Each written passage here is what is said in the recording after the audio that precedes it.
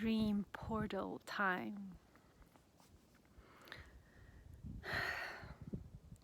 I would like to share a dream that I had the other night. I dreamt. Let's just dive into. Let's keep it simple, as my guide's telling me lately a lot. So let's keep it simple. I would dive right into the dream. I dreamt of a father figure and his son living in my hometown called Wädenswil back in Switzerland. And although, of course, the persons in the dream, the people in the dream weren't quite look alike, like my personal biological father and my brother, I kind of knew it was them. So I dreamt they were together, and I dreamt that this father won the lottery.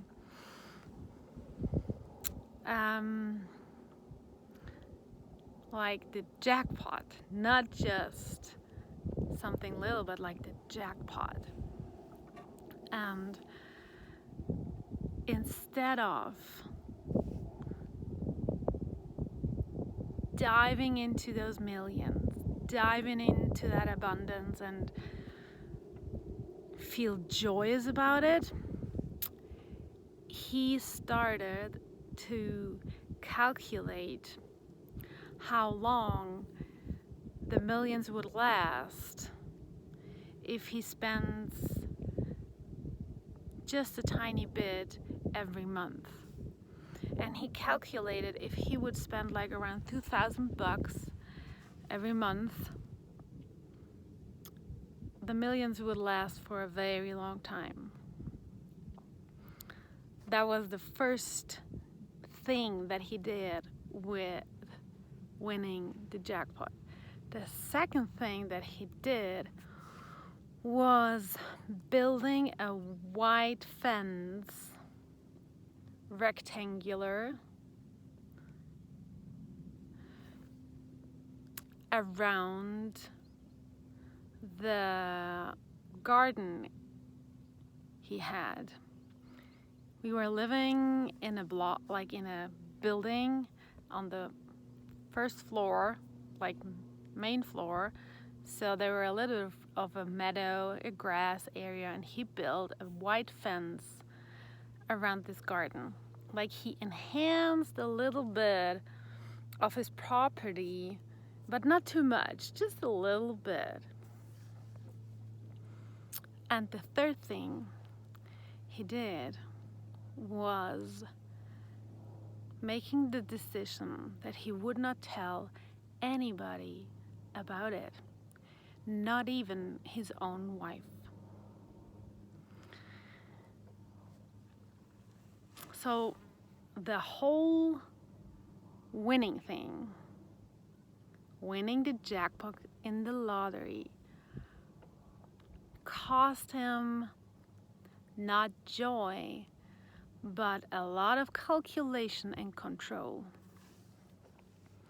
And the part where he didn't want to tell anybody about it, not even his wife, not even his own wife, reminded me of a conversation I heard in real life a couple of months ago, where a guy was telling another guy how his wife always interferes if he wants to buy something, even if it's his own money. So he that guy in reality kind of stopped telling his wife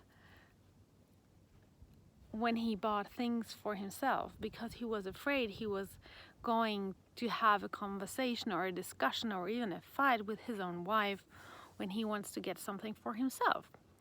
So literally he was afraid of losing his own joy. And back in the dream, the fact that this father figure didn't want to tell his own wife that he won the lottery, and he didn't want to tell anybody about it. He doesn't even want to buy a big house or a new property. His whole reaction to it was, to me, as if he was afraid if he would step out and share his joy with somebody, it would get taken away from him.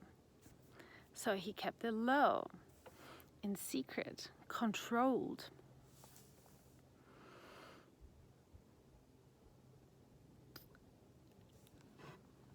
And here comes a very interesting part.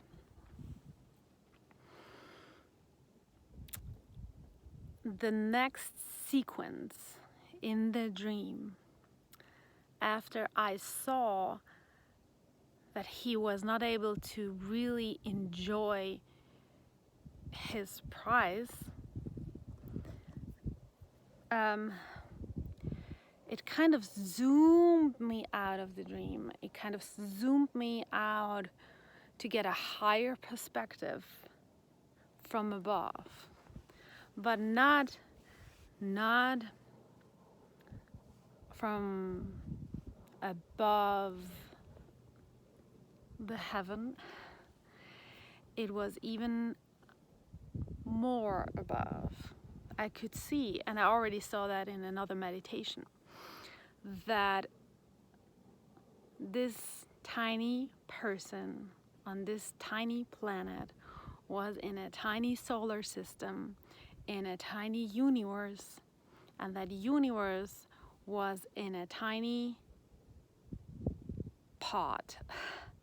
And next to it was another pot with another universe and other solar systems and other planets. And next to it was another one, and there was another one, and another one, and another one. Basically, multiverses.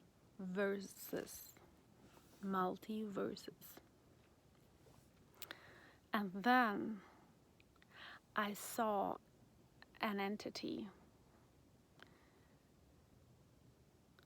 bigger than I saw once my soul. And in a meditation, I saw my soul standing in front of 2 or 3 those pots of universes, kind of overlooking everything and making sure that things are going well. Kind of an architect that looks over what he's building and having an overlook to make sure everything is going fine. I saw her once, and he was bigger than one of these universes. But in my dream, I even could see that even a bigger entity was overlooking the whole thing. And I only could see its eyes and maybe that upper part of his head or its head. And I could see how this entity was observing this situation with this father figure and his son and the win of the lottery. He could observe it, and he could see this person even gets millions and still is in fear. Oh, gosh.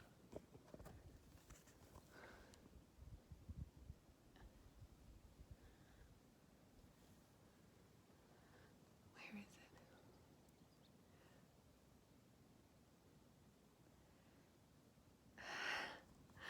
Sorry, I had to film that. This person is even yet in fear of losing his prize, his win. So he's in fear and not in joy. And this entity, I mean, you could call it God.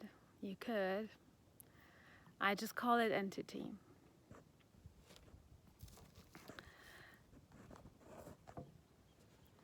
This entity could observe in this universe pod, this situation, and see this person gets millions, gets abundance, and still is incapable of really enjoying its life. Really enjoying its life. And then I could see how the eyes of the entity were like skipping from one part to another, from one universe to another, searching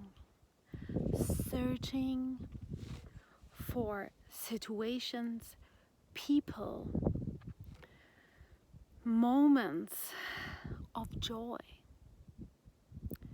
It was scanning all the multiverses to see if there is anybody or anything out there of his creation really enjoying its life instead of living in fear.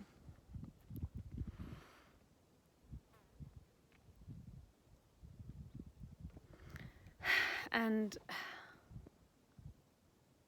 I then heard a voice that told me this entity is searching for that joyful, that joy, is searching for that, looking out for that joy. Because if it finds it in one of the universes, it will radiate back to itself.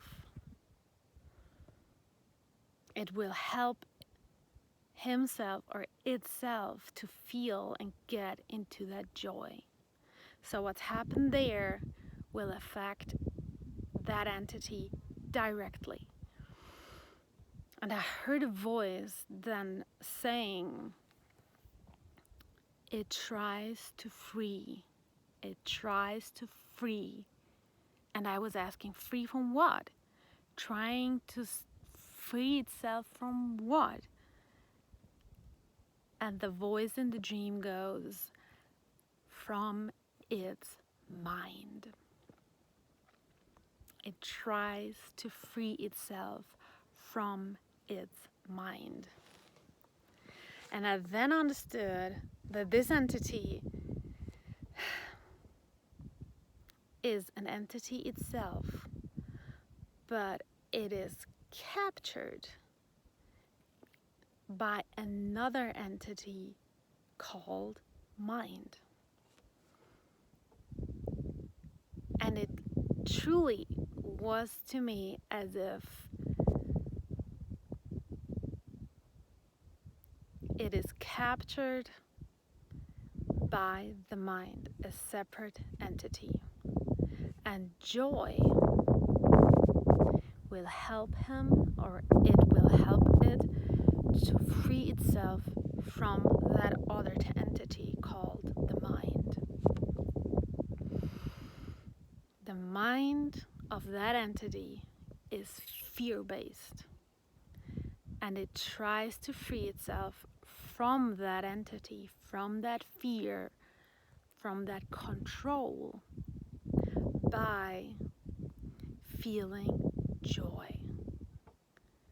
And it was all of a sudden clear to me that all these universes, all these little pots, all these solar systems, all these planets are built so that the souls who are living in these multiverses or in these universes discover joy and discover a path to find joy and really live joyful.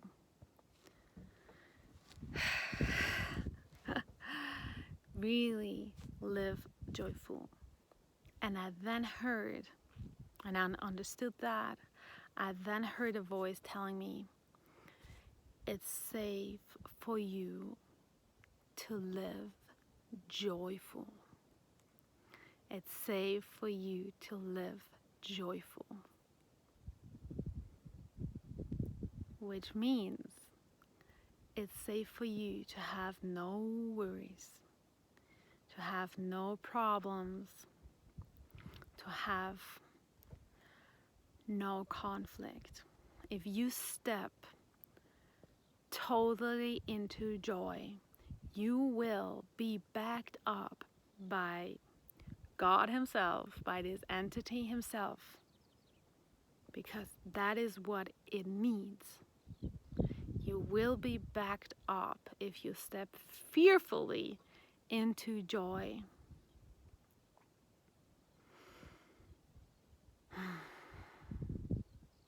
Isn't that amazing? Isn't that amazing? Let's simplify life, declutter our mind, free ourselves from our mind, from our program, from our fear, from our control about our life, about having fear about life. Let's free us and step into joy. Step into love. Step into what we truly desire that makes us happy.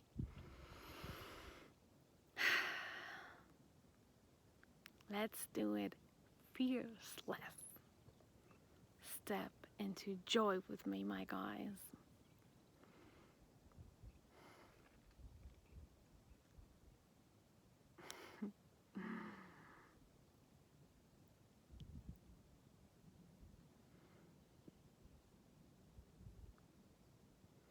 I want to sell my art collection for 60,000, and it gives me resources to buy a yurt, put it up here in Big Sur, and live my life with a lot more of joy.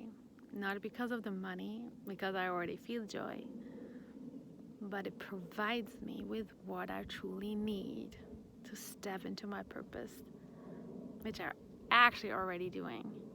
But it provides me with a home. It provides me with resources to get a little bit more food.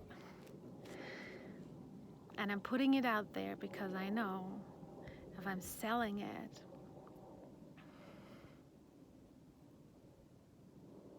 I will be backed up by this entity, that nothing and nobody will cross my path that will harm me.